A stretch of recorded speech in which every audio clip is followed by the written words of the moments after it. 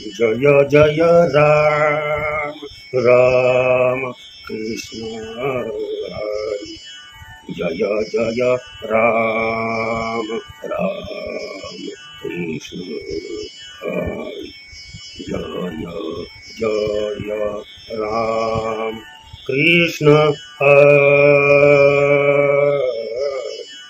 जय जय राम राम कृष्ण हरि जय जय राम राम कृष्ण हरि जय जय राम कृष्ण हरि।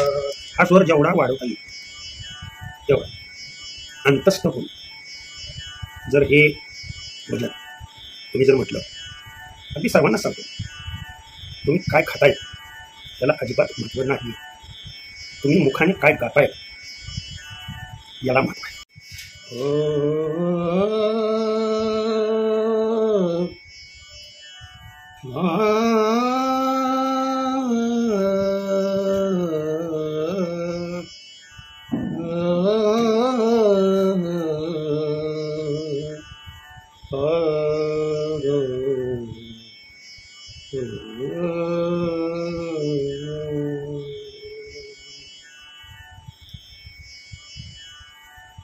जय जय राम राम कृष्ण हरि जय जय राम कृष्ण हरि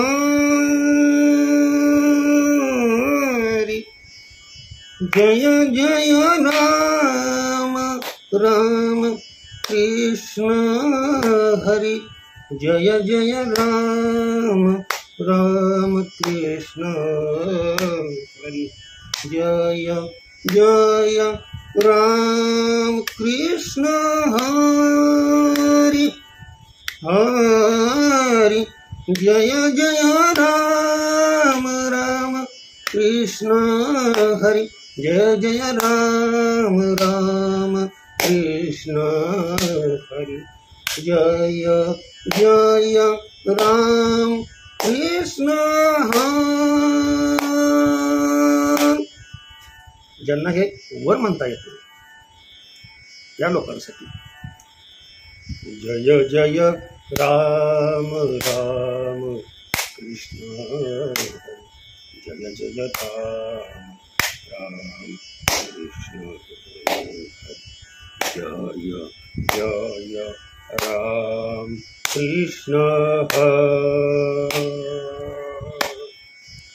जय जय राम राम कृष्ण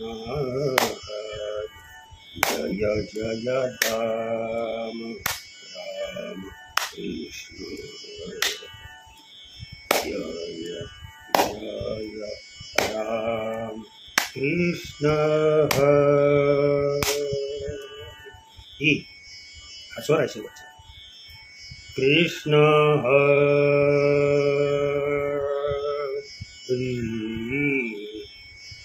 जय जय राम राम कृष्ण हरि जय जय राम राम कृष्ण हरि जय जय राम कृष्ण हरि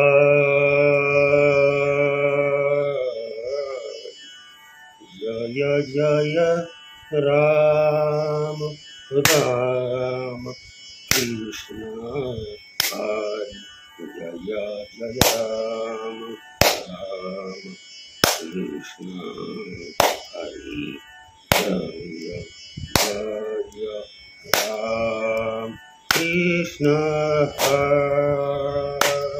हा स्वर जेवढा वाढवता येईल तेवढा अंतस्थ होऊन जर हे भजन तुम्ही जर म्हटलं, अगदी सर्वांना सांगतो, तुम्ही काय खाताय त्याला अजिबात महत्व नाही, तुम्ही मुखाने काय गाताय याला महत्व आहे.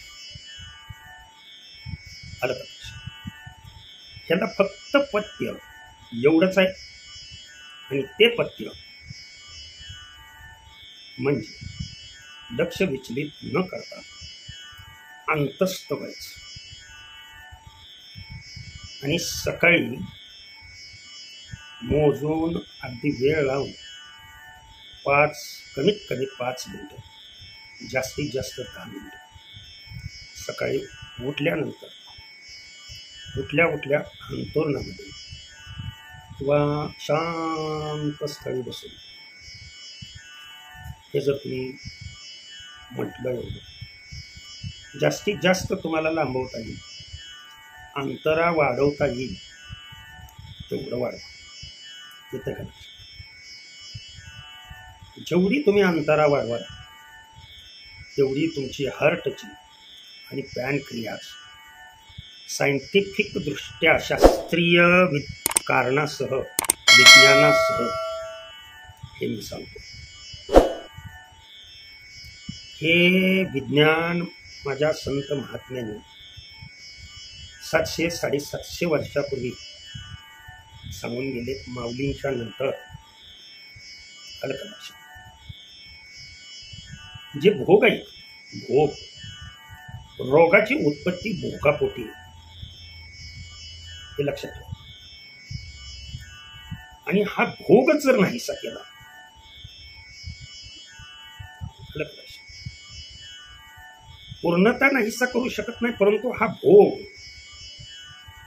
आपण कमी करू शकतो. आपल्याला जशी सेवा होईल तशा पद्धतीने. परंतु आपला विश्वास नाही. इतरांचं द्या सोडून माझ्या वारकरी समाजामध्ये असलेल्या लोकांचा सुद्धा भगवंताच्या नामावरती विश्वास जर नसेल तर तुम्ही कीर्तन आणि प्रवचन कशासाठी करता? परवा एका थोर व्यक्तीला, बरं का, प्रसिद्ध व्यक्तीला रामनवमी निमित्त कीर्तनाच्या तारखेसाठी फोन केला. तुम्हाला जर ते रेकॉर्ड दाखवले काय, त्यांचं उत्तर असं होतं, माऊली माझी उद्याची शाश्वती, मी हाय BP शुगरचा पेशंट, आणि तुमची एवढी 5-7 दिवसाची पुढची तारीख घेऊन मी काय करू? म्हणजे तुम्हाला जर तुमच्या भगवंतावरती ज्याचं तुम्ही नामस्मरण करताय त्याच्यावरती जर इच्छा नसेल तर तुम्ही जे करताय ते सर्व व्यर्थ आहे. मी नावं कुणाला ठेवत नाहीये, माझा तडक बोलण्याचा उद्देश असतो. फक्त सत्य काय आहे ते जाणून घ्या. नवीन मुलांनी, बरं का, विलासखानी तोडी राग आहे हा, आणि अशा सौम्य रागामध्ये भगवंताला आळवायचं असतं. जर असं आळवलं तर पुरावा तुम्हाला सांगतो. माझे नाथ बाबा म्हणतात, एका जनार्दनी भोग प्रारब्धाचा हरी कृपे त्याचा नाश झाला किंवा नाश होईल. आणि ही हरीची कृपा होण्यासाठी त्याच्याच नावाचा रात्रंदिवस जप.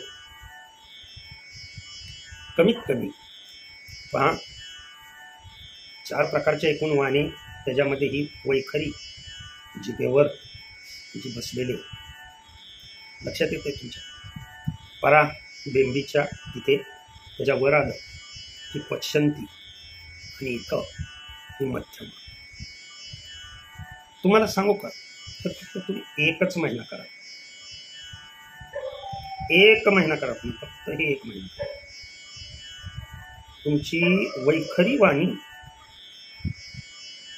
आपोआप बंद होऊन जाईल, आपोआप बंद होऊन जाईल. मध्यमापासून ते परापश्चंती याच्यामध्ये हा मी आत्ता सांगितलेला जय जय राम कृष्ण हरी, राम कृष्ण हरी, षडाक्षरी मंत्र भगवंताचा जय जयकार करायला तुम्ही जोपर्यंत शिकत नाही आपोआप वैखरावाणी तुमची बंद होऊन जाणार आणि आतल्या आत तुमचं चिंतन चालू असणार. तुम्ही सहज एखाद्याकडे पाहताय, कीर्तन ऐकताय, तरी सुद्धा तुमच्या आतमध्ये कीर्तन चालू आहे. कीर्तनकार गोळ्या खाऊन कीर्तन करते, शुगरच्या गोळ्या खाते, बीपीच्या गोळ्या खाते. जगात कीर्तन करून नाव लौकिक मिळवू नका. हात जोडून माझी अंतकरणातील कीर्तन आपोआप सदैव हृदयामध्ये अंतकरणामध्ये अंतस्थ चालू असू द्या. तुम्हाला एकही गोळी खावी लागणार नाही. समोर हा अनुभव आहे. दिवस दिवस उभा राहतो लेक्चरला. आणखी सकाळी येऊन पाहा, सायंकाळी 10 वाजता पहा, 12 वाजता पहा. जसा सकाळी आहे तसाच सायंकाळी आवाज असतो. त्याची कृपा आहे. फक्त त्याला आपण होणार. हे माझं बोल कोणाला पटलं, राग येतो. खरं आहे ना, ते पटायला थोडासा विषय यांना तर ते स्वर आतल्या गुंजले पाहिजे.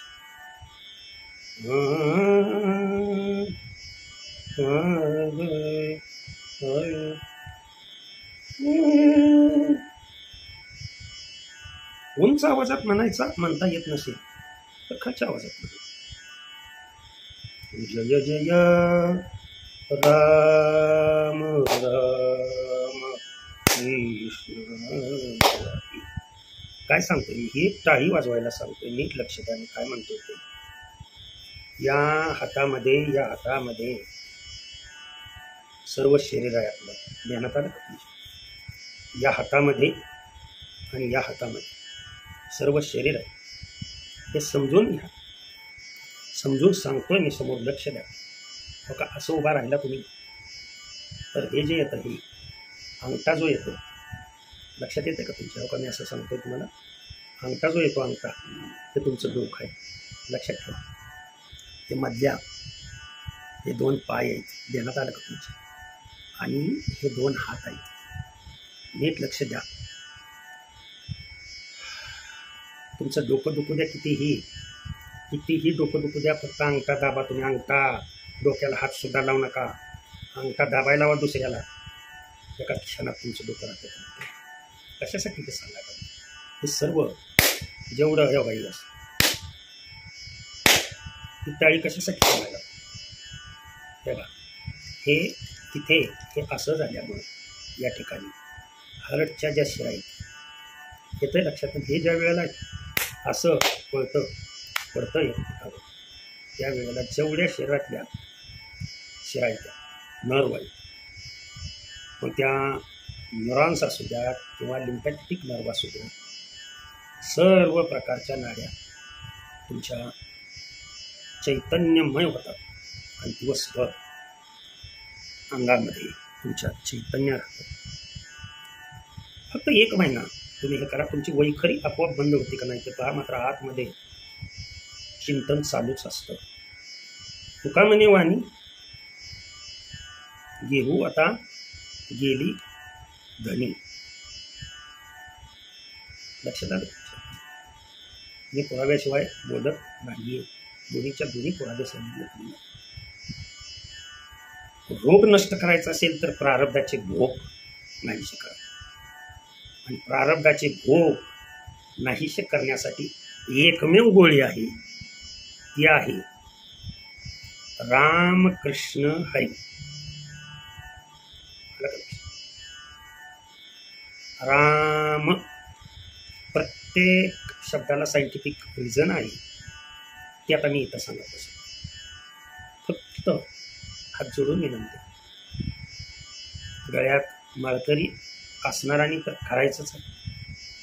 पण ज्यांच्या गळ्यात माळ नाही, ज्यांना लकवा आहे, पॅरालिसिस ज्याला म्हणतो आपण, ज्यांना कॅन्सर आहे, रोग कोणताही असू द्या, फक्त सकाळी सकाळी आणि सायंकाळी 6, सव्वा 6, सव्वा 7पर्यंत केव्हाही म्हणा. आणि जर ब्रह्ममुहूर्तावर जर म्हटलं, एकाच महिन्यात सगळ्या वेळा पहाटे 4:30 पुढे 5:15, 5:30 पर्यंत एवढ्या वेळा. दुसरं, तुम्हाला जे वयस्कर लोक आहेत त्यांच्यासाठी पळणं होणार नाही. आलं का लक्षात? कुठलं बाकीचं प्राणायाम सुद्धा तुम्हाला करायची आवश्यकता नाही, फक्त योग. आणि ते असं मोकळं सोडून असं अशी काय मारून बघा, अशी मारून बघा, तशी नाही मारायची. अशी मारताना पूर्णपणे जोर लागत नाही. पुन्हा हात बघायचं, लाल फडक होतं.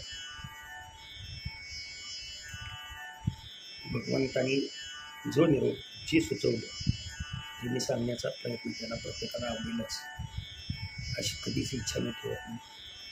आता ज्यांना आवडते त्यांनी आवर्जून करावं हीच चरणी प्रार्थना. रामकृष्ण हरी, विठ्ठल केशव.